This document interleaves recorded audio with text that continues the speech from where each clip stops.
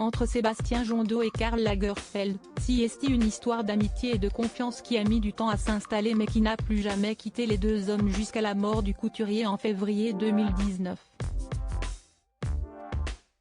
Karl Lagerfeld avait fait de Sébastien Jondot son homme de confiance, son garde du corps et l'un de ses plus fidèles confidents jusqu'à la fin.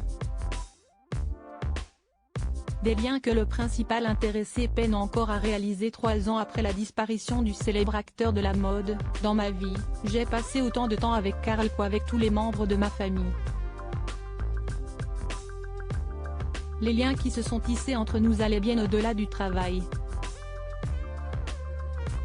Il était plus qu'un père, écrivait-il dans les premières pages de son livre Ça va, cher Karl, publié aux éditions Flammarion. Voir ce pilier partir a donc été un choc pour Sébastien Jondot. Lorsqu'il nous a quittés, comme beaucoup de choses étaient publiées sur lui, je me suis dit pourquoi ne pas raconter aussi mon histoire et montrer ce que j'ai vécu.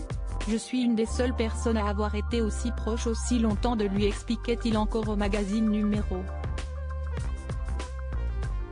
Le temps est passé et s'il n'a pas oublié son mentor, celui pour qui il a tant donné durant des années, Sébastien Jondot a de nouvelles priorités depuis quelques semaines.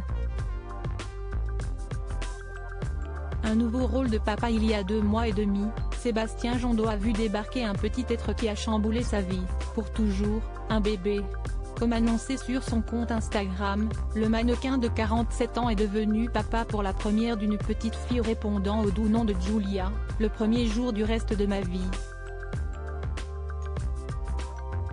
Welcome à Julia, écrivait-il en légende d'un cliché de lui torse nu, en noir et blanc, tenant tout contre lui son bébé dont le visage est soigneusement caché par un cœur blanc. Si est-il le 15 septembre que la petite fille a pointé le bout de son nez pour le plus grand bonheur de son père et de Chloé Trombello, la discrète maman.